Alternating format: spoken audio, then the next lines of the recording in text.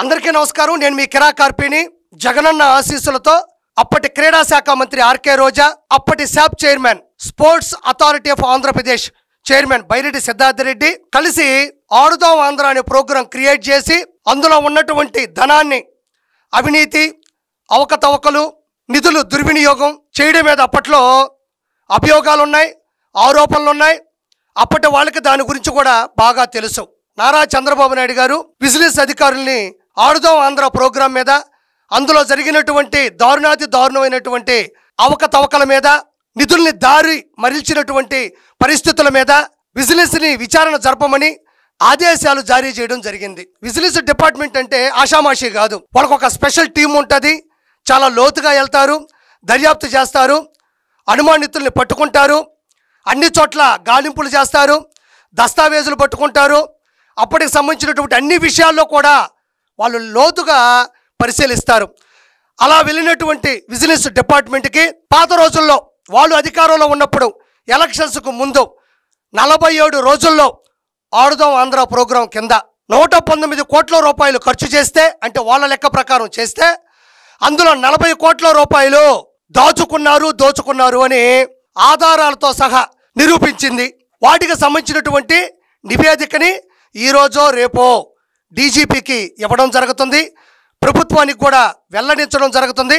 ఖచ్చితంగా అది సోషల్ మీడియాలో కూడా ఖచ్చితంగా వస్తుంది. ఎందుకంటే ఇది వైఎస్ఆర్సీపీ గవర్నమెంట్ కాదు, కక్ష సాధింపులు కాదు. నిజాల్ని వెలికి తీయడంలో చంద్రబాబు గారు ఎప్పుడు కూడా ముందుంటారు. అయితే ఏంటి స్కామ్? ఆడుదాం ఆంధ్ర అనే ప్రోగ్రాం కింద ఎలా జరిగింది స్కామ్, ఎందుకు ఇలా చేశారు అంటే, అప్పట్లో ఈ క్రీడా శాఖ మంత్రి ఆర్కే రోజా, శాప్ చైర్మన్ బైరెడ్డి సిద్ధార్థ రెడ్డి వీళ్ళిద్దరూ కలిసి ఆడుదాం ఆంధ్ర అనే ప్రోగ్రాం క్రియేట్ చేశారు. ఆ ప్రోగ్రాం కింద టీషర్ట్లు, బ్రౌచర్లు, యాప్, క్రీడా నిర్వహణ, రవాణా వసతి, భోజన వసతి, ప్రైజ్ మనీ, నాసిరకం స్పోర్ట్స్ కిట్లు, గెలిచిన తర్వాత అంబరాన్ని అంటిన సంబరాలు, వీటి ఖర్చులు వాళ్ళు రాసింది, వాళ్ళు కుమ్మక్కు చేసింది అక్షరాల 119 కోట్ల రూపాయలు. కానీ విచారణ చేపట్టిన తర్వాత విజిలెన్స్ అధికారులకి కళ్ళు తిరిగేటువంటి షాక్ అయ్యే నిజాలు బయటపడ్డాయి. వాళ్ళ విచారణ చాలా ఘోరంగా ఉంటుంది. దాడులుంటాయి, పత్రాలను చూస్తారు.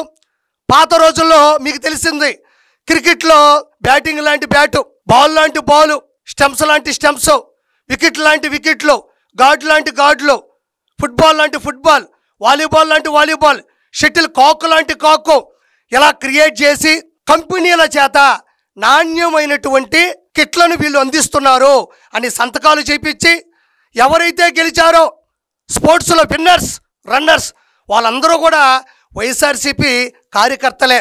వాళ్ళ అకౌంట్లు పరిశీలిస్తే అందులో కూడా డబ్బులు ఉన్నాయి. ఈ డబ్బులు ఏవైతే ఉన్నాయో 40 కోట్ల రూపాయలకు సంబంధించి వాటన్నిటికీ కూడా ఆధారాలు కూడా, నిరూపణలు కూడా దొరకడం అనేది చాలా గొప్ప విషయం. చాలా త్వరగా కూడా వాళ్ళు పట్టుకున్నారు. అవి జనాలకు కూడా రేపో ఎల్లుండో రాబోతున్నాయి. అయితే ఎలా కనిపెట్టొచ్చు అంటే మీకు ఇంకో చిన్న ఉదాహరణ చెప్తాను. అప్పట్లో టీషర్ట్లు ఇచ్చారు, అవి ఒక్కసారి ఉతికితే కలర్ పోయేది, కాలర్ ఊడిపోయేది. బాల్ ఏమో ఇట్ట పట్టుకొని ఇసిరేస్తే కింద పడితే కిందే పగిలిపోయేది. బ్యాటింగ్ ఏమో బాల్ వస్తుంది కదా కొడదామని ఇలా అంటే పిడి చేతిలో ఉండేది, చక్కేమో ఎక్కడో పడేది. ఇంకా స్టంప్స్ అంటారా, అట్ట గాలుస్తే చాలు ఎగిరి ఎట్టబోయేది కూడా తెలిసేది కాదు. వికెట్లు ఏమో కొట్టాలి, కొడితేనేమో పగిలిపోతాయి, కిందకేమో దిగవు. ఇంకా గార్డులు అంటారా, అవి ఎక్కడో పెడతారు కాబట్టి ఎప్పటికీ కనబడవు కాబట్టి మరి వాటి మీద ఎలాంటి స్కామ్ చేశారనేది ఎవరూ చెప్పలేరు. ఈ స్పోర్ట్స్ కిట్లు ఏవైతే ఉన్నాయో వాటన్నిటినీ కూడా పాత రోజుల్లో ఉండేటన్నిటినీ కూడా సముదాయించి వాటన్నిటినీ కూడా ఒక దగ్గర పెట్టి, ఇప్పుడు ప్రముఖ కంపెనీలు వీటికి ఎంత అవుతుంది, ఈ బాల్కి ఎంత ముడి సరుకు అవుతుంది, ఈ బ్యాట్ని దేంతో తయారు చేశారు, ఈ స్టంప్స్ కావచ్చు, ఈ షటిల్ కాక్ కావచ్చు, వీటన్నిటిని ఎలాంటి పరిస్థితుల మధ్యన తయారు చేశారు, అంటే వాటికి ఎలాంటి పదార్థాలు వాడారు అని చెక్ చేస్తే బయటపడిపోతాగా. ఇప్పుడు నెయ్యి ఉంది, ఒరిజినల్ నెయ్యి మనకు తెలియదా? తేనె ఉంది, ఒరిజినల్ తేనె లేకపోతే కలుషితమైందా లేకపోతే కల్తీ చేసిందో మనకు తెలిసిపోతుంది కదా.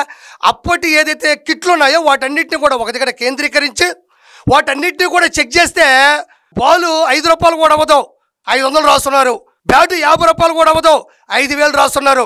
ఈ విధంగా అడ్డదిడ్డంగా ప్రైజ్ మనీలు వాళ్ళకే ఇచ్చి సంబరాలంట. అంటే వీళ్ళేదో ఐపీఎల్ టీం గెలిచిన తర్వాత పేలుస్తారు చూడు, పెద్ద పెద్ద బాంబులు, పెద్ద పెద్ద ఏదో మళ్ళీ కేకులు, కటింగులు, పెద్ద పెద్ద లైట్లు ఇలా క్రియేట్ చేసి డబ్బులు రాసేసి అడ్డదిడ్డంగా 40 కోట్లు.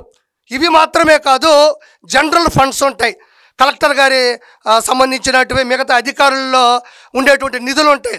వాటిని ఎన్ని వందల కోట్లు కూడా ఎత్తేసారన్నది కూడా రానున్న రోజుల్లో అతి భయంకరమైన నిజాలు కూడా బయటపడతా ఉన్నాయి.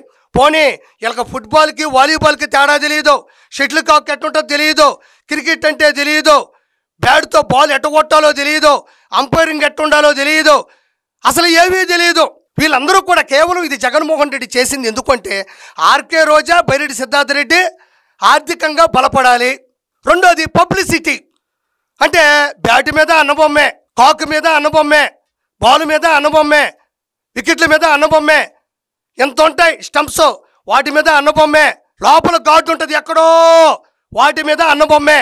ఎలా బొమ్మ పెట్టే అన్నకిప్పుడు బొమ్మ కనపడబోతా ఉంది. Shuttle court, football court, volleyball court అని పాపాలు చేపెట్టే ఈరోజు సుప్రీంకోర్టు, హైకోర్టు అని కోర్టు మెట్లు ఎక్కాల్సి వస్తుంది.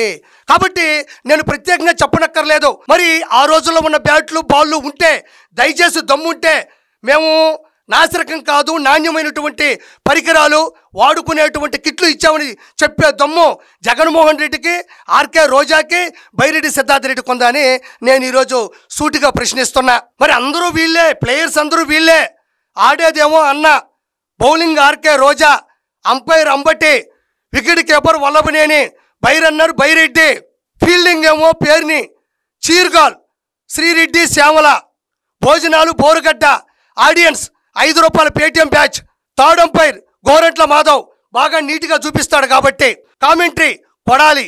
వీళ్ళందరూ క్రికెట్ ఆడాలి, 40 కోట్లు దోచుకోవాలి, దుబాయ్కి వెళ్ళి దోచుకోవాలి. ఇది కదా స్కామ్ అంటే. 100% ఆర్కే రోజా అరెస్ట్ అవబోతుంది. ఆవిడతో పాటు బైరెడ్డి సిద్ధార్థ రెడ్డి ఎవరైతే సంతకాలు పెట్టారో, ఎవరైతే ఈ స్కామ్లో దోపిడీ చేశారో, దోపిడీ చేసే వారికి వెన్నుండి నిలబడ్డారో, వెనక ఉన్నారో వాళ్ళందరూ కూడా నిందితులే. దీనికి సంబంధించినటువంటి నివేదికను డీజీపీ గారికి ఇవ్వబోతున్నారు, ప్రభుత్వానికి ఇవ్వబోతున్నారు, అదేవిధంగా సోషల్ మీడియా కూడా ఖచ్చితంగా ఇవ్వబోతున్నారు. 100% ఏసీబీ యాంటీ కరప్షన్ బ్యూరో విచారణకి ఆర్కే రోజా రావాలి, బైరెడ్డి సిద్ధార్థ రెడ్డి రావాలి, దీంట్లో ఎవరైతే ఉన్నారో వాళ్ళందరూ కూడా రావాలి.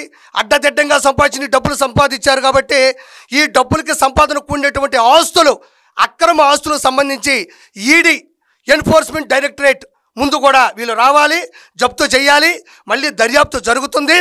అతి తక్కువ రోజుల్లో రోజా మీద, బైరెడ్డి సిద్ధార్థ రెడ్డి మీద, వీళ్ళందరి మీద కూడా అరెస్టు వారెంట్ కూడా జారీ చేస్తారు.